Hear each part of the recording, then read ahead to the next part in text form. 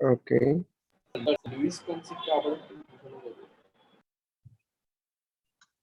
হ্যাঁ, Luis concept অবশ্যই করা যাবে। লুইস কনসেপ্ট তো হচ্ছে যে জাস্ট একটা জায়গায় ফোকাস করছে, সেটা হচ্ছে লোন পেয়ার ইলেকট্রনের উপরে। So lone pair electron donate করবে নাকি লোন পেয়ার ইলেকট্রন অ্যাকসেপ্ট করবে। Okay? তাহলে এই দুইটা কনসেপ্টকে ফোকাস করেই লুইস কনসেপ্টটা ডিজাইন করা হয়েছে।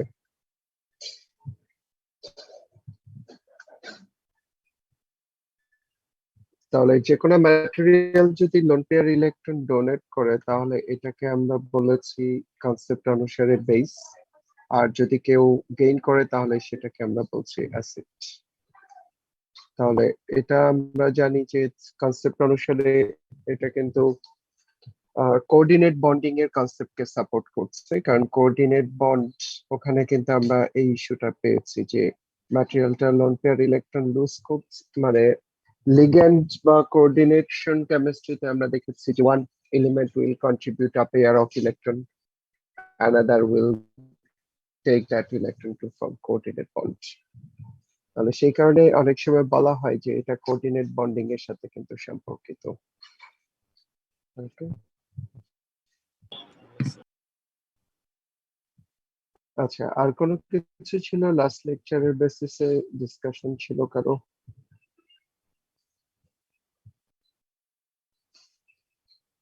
ওকে, তাহলে লাস্টে আমরা কি পড়েছিলাম, অ্যাসিড বেস কনসেপ্ট গুলো। জি স্যার। ওকে, তাহলে অ্যাসিড বেস কনসেপ্ট যদি আমরা শুরু করে থাকি, এরপরে তো আমাদের ডিসকাশনটা হচ্ছে এনভায়রনমেন্টাল কেমিস্ট্রি। তো আমরা জানি যে লাস্ট উইকে গভর্নমেন্ট কিন্তু নতুন সিলেবাস দিয়েছে। এই চ্যাপ্টারে এনভায়রনমেন্টাল কেমিস্ট্রি দুইটা টপিক আছে, একটা হচ্ছে অ্যাসিড রেইন আর একটা হচ্ছে সারফেস ওয়াটার পিউরিটি। তাহলে আমাদের দুইটা টপিক কভার করতে হবে। আজকে হয়তো আমরা একটা টপিক কভার করব, আর নেক্সট ক্লাসে আরেকটা টপিক পড়লে কিন্তু এই চ্যাপ্টারটা শেষ। এরপরে আমাদের বাকি থাকবে চ্যাপ্টার 2, অথবা নেক্সট কোনো চ্যাপ্টার শুরু করার বিষয় যদি আসে তাহলে সেটা। বাট এখানে দেখা যায় যে আমরা দুইটা টপিকস, মানে দুইটা কন্টেন্ট নিয়ে মূলত আলোচনা করবো আর কি। স্যার আমাদের কি কলেজে ফুল পড়ানো হবে নাকি স্যার শুধু এই যেটা নতুন সিলেবাস হয়েছে ওটা হ্যাঁ, যেটা তোমার এখন সিলেবাস দিয়েছে গভর্নমেন্ট থেকে এক্স্যাক্টলি সেটা দিয়ে তোমার পুরো প্রসেসিংটা চলবে। ফুল বইটার হবে না হুম। স্যার, ফুল বইটা তাহলে পড়ানো হবে না? না, ফুল বই তো এখন যেহেতু সরকার মানে আমাদের বাংলাদেশের শিক্ষা ব্যবস্থায় বাদ দিয়েছে, তো সেইখানে তো ফুল বইয়ে আর ফিরে যাওয়ার সুযোগ থাকছে না আর কি। স্যার ভার্সিটির জন্য এটা প্রবলেম তৈরি করবে না স্যার? না, ভার্সিটি লেভেলের প্রবলেম হবে না, কারণ এই সিলেবাসটা আমরা চেঞ্জ করি নাই, কলেজ চেঞ্জ করে নাই, বাংলাদেশের শিক্ষা মন্ত্রণালয় চেঞ্জ করেছে। যে কোনো দেশের শিক্ষা সংক্রান্ত সিদ্ধান্ত নেওয়ার ক্ষমতা হচ্ছে মিনিস্ট্রি অফ এডুকেশন। সো তারা এটাকে চেঞ্জ করেছে, অতএব তাদের সিদ্ধান্তটা হচ্ছে একটা দেশের জন্য চূড়ান্ত সিদ্ধান্ত। এবং যে বইটা তুমি পড়ছো সেই বইটাও তারাই চেঞ্জ করেছিল কোনো এক সময়।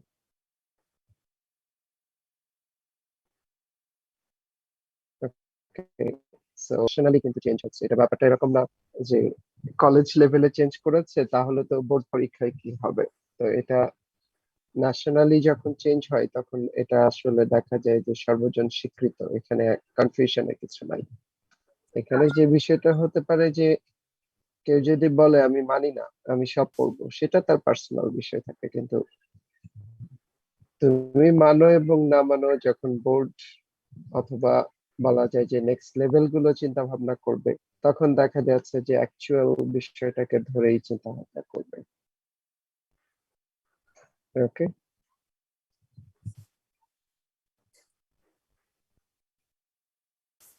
কেমিস্ট্রি শর্ট সিলেবাসটা ভালো ভালো হয়েছে স্যার, মানে মোটামুটি যেগুলো সব পিওরলি কেমিস্ট্রি ওইগুলো সবই আছে, আর যেগুলা যে মেজর প্রবলেম যেটা সেটা হচ্ছে যেটা বাংলাতে দেওয়া আছে। তো এটা আসলে ভার্সনের স্টুডেন্টদের জন্য একটু ক্রিটিক্যাল হয়ে যায়, কারণ কিছু বাংলা টার্ম বলা যায় যে অনেক সময় ইন্টারপ্রেট করা কঠিন হয়ে যায় আর কি। তো সেই জন্য এটা একটা চ্যালেঞ্জ আমরা বলতে পারি। তো সেই ক্ষেত্রে যদি কোনো টার্মের সমস্যা থাকে কোনো পয়েন্টে ক্লিয়ার করে নিতে হবে। সেকেন্ড থিং হচ্ছে যেটা যে এখানে সিলেবাসে যা লিখেছে এটাকেই আসলে মূল সিলেবাস চিন্তা করা যাবে না, কারণ এখানে যা আছে সেটা কিন্তু বুলেট পয়েন্ট, কিন্তু এটার এক্সটেনশনটাকে তোমাকে জেনে নিতে হবে। তো সেটা আমরা কিন্তু অলরেডি চ্যাপ্টার ওয়াইজ মনে হয় তোমাদেরকে কি বলা হয়েছে যে কন্টেন্ট গুলো কোনটা কোনটা বাদ পড়ে গেছে কোথা থেকে? না স্যার। শর্ট সিলেবাস নিয়ে আমাদের এখানে কোনো ডিসকাশন হয়নি এই ব্যাচে। ওকে, আচ্ছা আচ্ছা। তো অন্য ব্যাচ গুলোতে আমরা একটা করে ব্রিফিং দিয়েছি। বিশেষ করে আমরা সব ব্যাচেই প্রথম মানে গত বৃহস্পতিবারের পর থেকে যে ক্লাসগুলোই নিয়েছি সবাইকে একটা বড় সড়ো লেকচারই দিয়ে দেওয়া হয়েছে সিলেবাসের উপরে। সো তোমাদেরটাও আমরা একটু জানিয়ে রাখি, কারণ এটা নিয়ে তার আসলে সামনে আর কথা বলার সুযোগ হবে না। তো মেইনলি যেটা হয় যে ফার্স্ট পেপারে যদি আমরা জেনারেলি দেখি তাহলে দেখবো যে 5টা চ্যাপ্টার ছিল। একটা চ্যাপ্টার অর্থাৎ প্রথম চ্যাপ্টারটা টোটালি বাদ পড়েছে। চ্যাপ্টার 2 থেকে আমাদের পড়াটা শুরু হবে। এবং সেক্ষেত্রে আমরা যতটুকু জানি যে গভর্নমেন্টের প্ল্যানিং এখন পর্যন্ত যেটা সেটা হচ্ছে যে জুনের 13 তারিখ পর্যন্ত, 12 পর্যন্ত ছুটি, 13 থেকে খোলার কথা আছে। সো যদি না খুলে যদি ছুটি এক্সটেনশন হয় তাহলে কিন্তু স্টেপ নাম্বার 2 তে যাওয়া হবে, অর্থাৎ সেক্ষেত্রে দেখা যায় অ্যাসাইনমেন্ট বেসড কিছু স্টাডি হবে তোমাদের, অর্থাৎ কিছু অ্যাসাইনমেন্ট দিয়ে দিবে। তো অ্যাসাইনমেন্ট গুলো আমরা যেটা দেখছি স্কুল লেভেলে যেটা হচ্ছে যে অলমোস্ট সেম প্যাটার্ন। আমরা যেটা বলতে পারি যে এনডিসি তে যারা আছে তারা টেক হোম এক্সামের মতো আর কি, যে দেখা যাচ্ছে যে তোমার সিলেবাসের চ্যাপ্টার ওয়াইজ বা ওভারঅল পুরো ফার্স্ট পেপারের উপর কিছু আহ, ইয়ে দেওয়া থাকবে, যে সিকিউ কোশ্চেন দেওয়া থাকবে, সেটাকে সলভ করে তুমি অ্যাসাইনমেন্ট আকারে জমা দিবে। আমরা যেটা দিচ্ছি এনডিসি তে কুইজ পরীক্ষায় 2টা করে সিকিউ লিখছি। সো তখন দেখা যাচ্ছে যে ওখানে কিছু চ্যাপ্টার ওয়াইজ কিছু সিকিউ কোশ্চেন থাকবে, সেটা সলভ করে তুমি হার্ড কপি সাবমিট করবে কলেজগুলোতে, এবং কলেজগুলো এই রেকর্ডটা রাখবে। এবং এই রেকর্ডের একটা স্কোরিং করা হবে, এবং এই স্কোরের বেসিসেই তোমার হয়তো নেক্সট স্টেপ গুলো চিন্তা করা হবে, অর্থাৎ ফার্স্ট ইয়ার থেকে সেকেন্ড ইয়ার প্রমোশন। দেন এই স্কোর গুলোর বেসিসে হয়তো যে তোমার টেস্টের রেজাল্টটা কাউন্ট করা। কারণ আমরা জানি যেটা যে সামনের দিনগুলোতে আসলে কবে খুলবে সেই বিষয়টা এখনো নিশ্চিত হওয়া যাচ্ছে না। আর পরীক্ষার ব্যাপারটা যেটা হয় যে আমাদের দেশে পরীক্ষা শুরু হওয়া মানে মোটামুটি 1 মাস সময় চলে যাওয়া, কারণ তোমার 13টা সাবজেক্ট সাধারণত দেখা যায় একদিন করে বন্ধ ধরলেও 13 × 2 = 26 চলে যায়, শুক্র শনি মিলে কিন্তু 1 মাস হয়ে যায়। তো সেই কারণেই দেখা গেছে যে যেহেতু তোমাদের ক্লাসে অনেকদিন বন্ধ আছে, সেই কারণে দেখা যাচ্ছে যে এক্সামের থেকে ক্লাসটা বেশি ইম্পর্টেন্ট, কারণ মেইন এক্সাম তো তোমার বোর্ডের এক্সাম, তাহলে সেই এক্সামটাই তোমার হচ্ছে ফাইনাল এক্সাম। তো সেই কারণে দেখা যাচ্ছে যে অ্যাসাইনমেন্ট গুলো হয়তো যে তোমার ইন্টারনাল কলেজ লেভেলের টেস্ট গুলোর অল্টারনেট হিসেবে চিন্তা করতে হবে। তো সেই বিষয়টা আমরা জানি যে এখনো ইন্টারমিডিয়েট লেভেলের জন্য স্পষ্ট কোনো নির্দেশনা আমরা পাই নাই, বাট আন্ডার প্রসেসিং।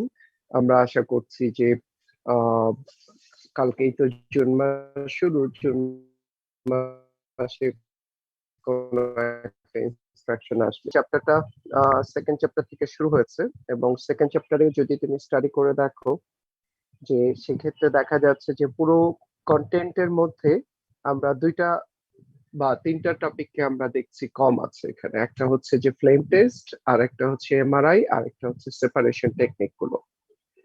কিন্তু আমরা যদি তোমাকে বা যে কোনো টিচারকে বা স্টুডেন্টকে এই চ্যাপ্টারের ইম্পর্টেন্ট ইস্যুগুলো বা এই চ্যাপ্টারের উপর একটা সাজেশন দিতে বলি, অথবা আমরা যদি বলি যে এই চ্যাপ্টারের উপরে লাস্ট 10 বছরে কি কি প্রশ্ন আসছে চিন্তা করতে বলি, তাহলে খেয়াল করে দেখো যে বোর মডেল, রাদারফোর্ড মডেল, এটার মডেল গুলো, তারপরে ম্যাথ গুলো, অথবা দেখা যাচ্ছে যে কোয়ান্টাম ক্যালকুলেশন গুলো, ইলেকট্রনিক কনফিগারেশন রুলস গুলো আছে।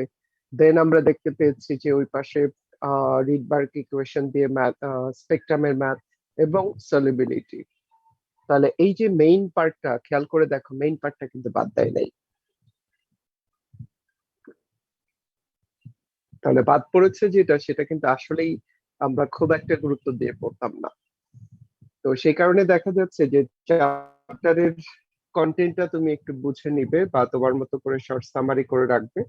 আমরা যেটা বলতে পারি সবচেয়ে শর্টকাট ওয়ে হচ্ছে যে বাদ পড়েছে কোনটা সেটার একটা লিস্ট করে ফেলা। কারণ কি পড়তে হবে সেটার লিস্ট কিন্তু তোমার কাছে থাকার কথা। কারণ আমরা কিন্তু প্রত্যেকটা চ্যাপ্টারেরই লেকচার 1 থেকে লাস্ট লেকচার পর্যন্ত পিডিএফ শেয়ার করেছি। সেখানে কিন্তু একটা সিকোয়েন্স একদম পুরো চ্যাপ্টারের কন্টেন্টটাই ওখানে ইনক্লুড করা আছে। তাহলে সেখান থেকে তুমি জাস্ট চ্যাপ্টার 2টা খুলে তুমি হয়তো লেকচারে গিয়ে যে এত নাম্বার স্লাইড গুলো বাদ এইভাবে তুমি তোমার নোটটা রেখে দিতে পারো, ইন ফিউচারে পড়ার জন্য সুবিধা হবে। তার কারণ আমরা যেটা বলছি যে কেমিস্ট্রিতে টোটাল সিলেবাসটা যদি আমরা অ্যানালাইসিস করি তাতে দেখা যায় যেটা বাদ পড়েছে সেটা কিন্তু 15 থেকে ম্যাক্সিমাম 20% বলা যাবে। তার মানে মেইন 80% সিলেবাস কিন্তু রয়ে গেছে। যেটা রয়ে গেছে সেটাও কিন্তু অনেক বড় সিলেবাস। অর্থাৎ তুমি যদি দেখা যাচ্ছে যেটা নাই সেই জায়গাতে বেশি সময় ব্যয় করো তাহলে তোমার মেইন সিলেবাসটা পড়তে কিন্তু সমস্যা হয়ে যাবে। তো সেই কারণেই আমরা যেটা বলছি যে তোমাকে একটু লিস্ট করে রাখতে হবে কি কি বাদ পড়েছে। তাহলে চ্যাপ্টার 2 থেকে আমরা বলে দিলাম যে এমআরআই, ফ্লেম টেস্ট এবং সেপারেশন টেকনিক, এই অংশটুকু বাদ দিবে। চ্যাপ্টার 3 থেকে শুধু একটা টপিক বাদ দিবে, সেই টপিকটা হচ্ছে যে একেবারে লাস্ট পয়েন্টে গিয়ে দেখবে চ্যাপ্টারের শেষে নোমেনক্লেচার অফ ইনঅর্গানিক কম্পাউন্ড বলে একটা টপিক দেওয়া আছে। তাহলে এই টপিকটা বাদ দিতে হবে। তাহলে ইনঅর্গানিক কম্পাউন্ডের নোমেনক্লেচারটা যদি আমরা বাদ দিয়ে দেই তাহলে দেখা যাচ্ছে চ্যাপ্টার 3 তে কিন্তু মোটামুটি 99.9%ই রয়ে গেছে, কিচ্ছু বাদ পড়ে নাই। তো তাহলে দেখা যাচ্ছে যে আমরা অনেকেই বলছি শর্ট সিলেবাস, তো আসলে কিন্তু এরকম শর্ট হয় নাই। কারণ আমরা যারা পরীক্ষা দিতে দেখি স্টুডেন্টদেরকে, তাদের সাথে কথা বলে দেখবে যে ইনঅর্গানিক কম্পাউন্ডের নোমেনক্লেচার প্রিপারেশন নিয়ে পরীক্ষা দিতে গিয়েছে এরকম স্টুডেন্ট হয়তো লেস দেন 1%। কারণ আসলে কেউই আমরা ওটা পড়ি না, যে অনুমান করে যাই বা যা পারি তাই হবে। তো সেই জন্য ইম্পর্টেন্ট টপিক কিন্তু এখান থেকেও বাদ পড়ে নাই, পুরো চ্যাপ্টারটাই রয়ে গেছে। চ্যাপ্টার 4 এর দিকে তাকালে দেখবে যে এখানে 4টা পার্ট ছিল তোমাদের স্লাইডে। একটা হচ্ছে কাইনেটিক্স, একটা ইকুইলিব্রিয়াম, একটা অ্যাসিড বেস ইকুইলিব্রিয়াম, লাস্টে থার্মোকেমিস্ট্রি। সো এখানে দেখা গিয়েছে যে পার্ট 2 এবং পার্ট 3 100% ঠিক আছে। অর্থাৎ কেমিক্যাল ইকুইলিব্রিয়াম কিছু বাদ দেয় নাই এবং অ্যাসিড বেস ইকুইলিব্রিয়াম এটাও কিন্তু কিছু বাদ পড়ে নাই। এবং সাধারণত আমরা দেখেছি যে acid base equilibrium, chemical equilibrium এই দুইটা সেকশন থেকেই ইন্টারমিডিয়েট কেমিস্ট্রিতে মোটামুটি 99% ক্ষেত্রেই সিকিউ কোশ্চেন আসে। মাঝে মাঝে কাইনেটিক্স থেকে আসতো অথবা দেখা যায় থার্মোকেমিস্ট্রি থেকে আসতো। তো সেই কারণে ইম্পর্টেন্ট পার্টটা কিন্তু রয়ে গেছে এখানে। কাইনেটিক্স এর তোমাদেরকে 3টা বা 4টা লেকচার পড়ানো হয়েছে, এর মধ্যে প্রথম লেকচারটা আছে, মাঝখানে 3টা লেকচার বাদ পড়েছে। অর্থাৎ তোমার রেট অফ রিঅ্যাকশনে ম্যাথ গুলো, Arrhenius equation, energy of activation and ক্যাটালিস্টের পার্টটা বাদ পড়েছে।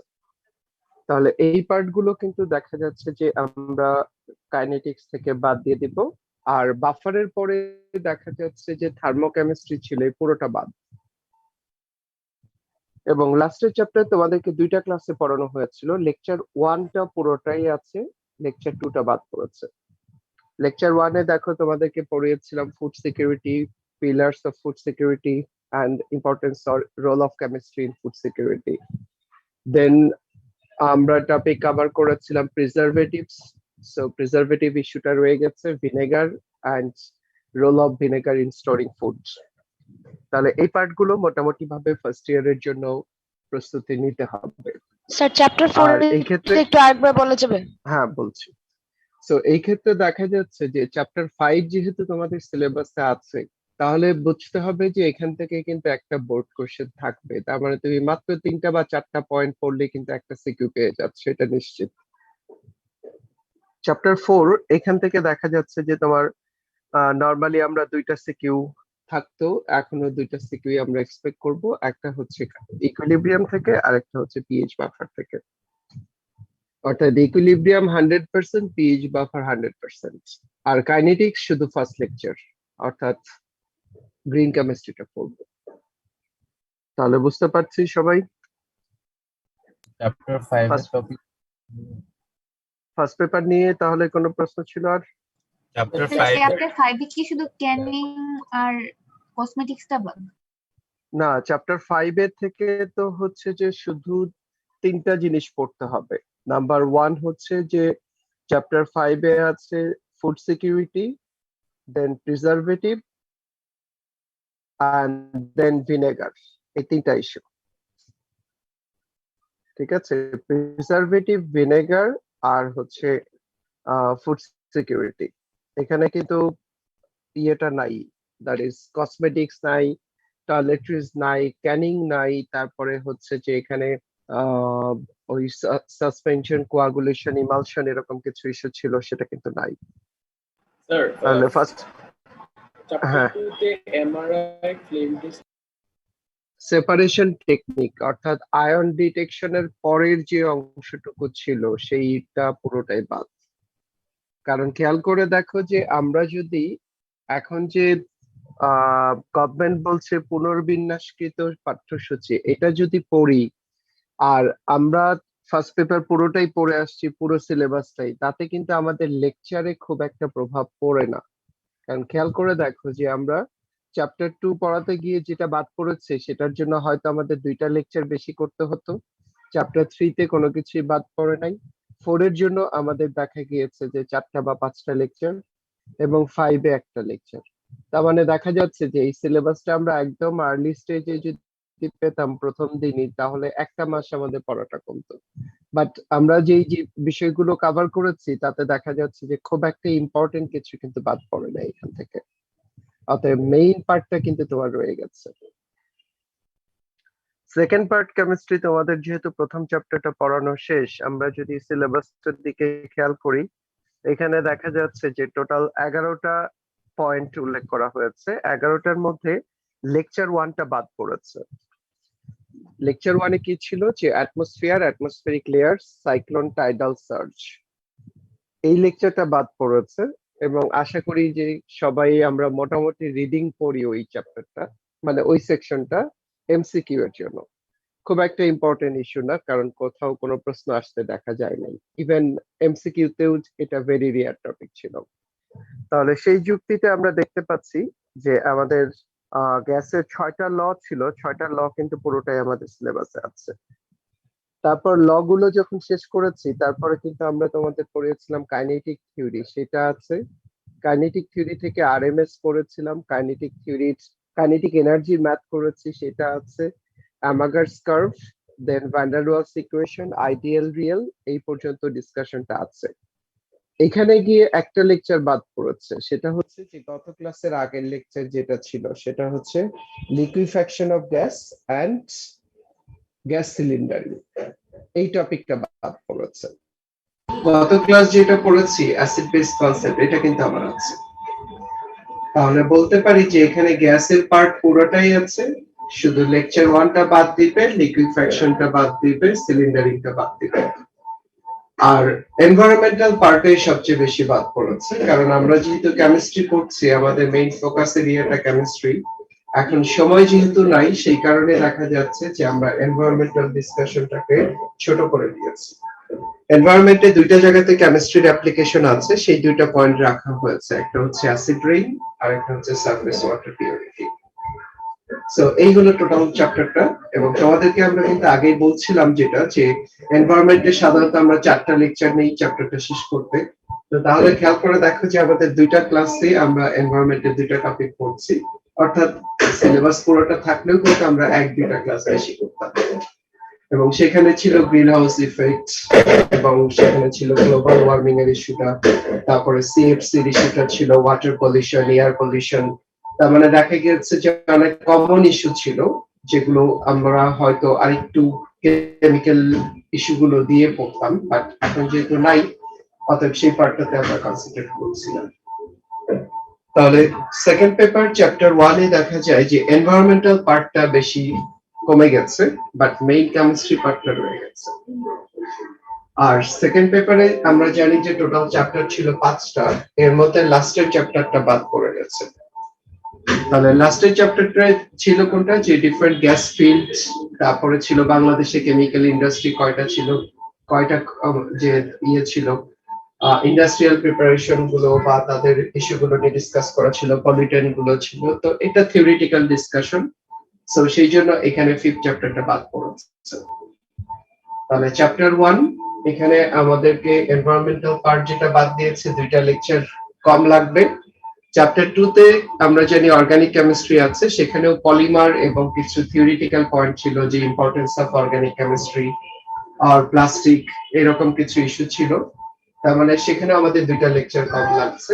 চ্যাপ্টার 3 তে যা বাদ দিয়েছে তাতে আমাদের একটা লেকচার কম লাগবে, আর চ্যাপ্টার 4 তাতে আমাদের একটা লেকচার কম লাগবে।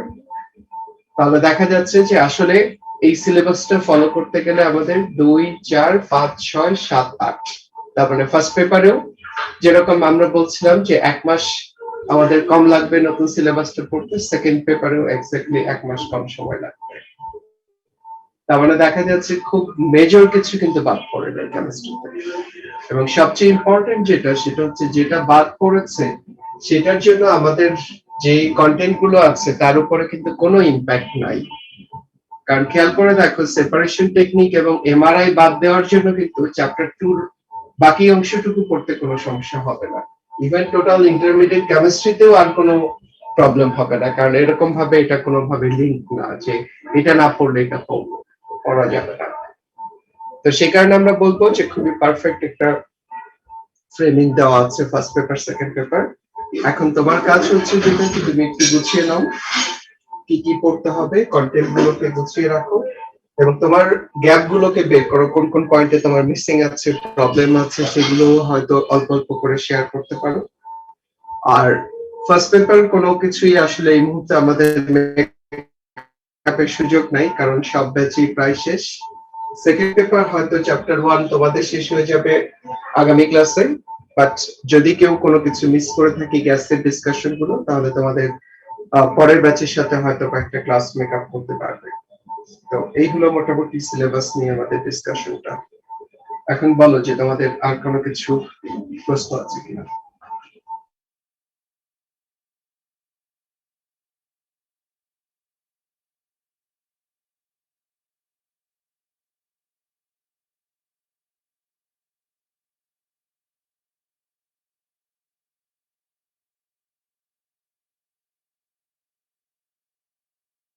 কোনটায় সমস্যা করছিল? হ্যাঁ, তাহলে এখন বলো যে সিলেবাসটাই আর কোনো প্রবলেম আছে কোনো ইস্যু নিয়ে? কেমিক্যাল কাইনেটিক্স এর মধ্যে কোন কোন টপিক গুলো পড়ে একটু বলতে পারবেন? কেমিক্যাল কাইনেটিক্স এর শুধু লেকচার 1টা আছে। যে সিম্পল আইডিয়াটা হচ্ছে যে চ্যাপ্টার 4 খুলবো, খোলার পরে আমরা লেকচার 1 এ যেটা পড়েছি গ্রিন কেমিস্ট্রি পুরো লেকচারটাই আছে। আর ইকুইলিব্রিয়াম পুরোটাই আছে, এবং আরেকটা টপিক আমরা বলছিলাম অ্যাসিড বেস ইকুইলিব্রিয়াম, এটা পুরোটাই আছে। বাদ পড়ছে যে থার্মোকেমিস্ট্রি পুরোটা বাদ, আর কাইনেটিক্স এর লেকচার 1 ছাড়া বাকি সব বাদ। এটা হচ্ছে যে simple way to understand what is existing or what are not considered for this syllabus.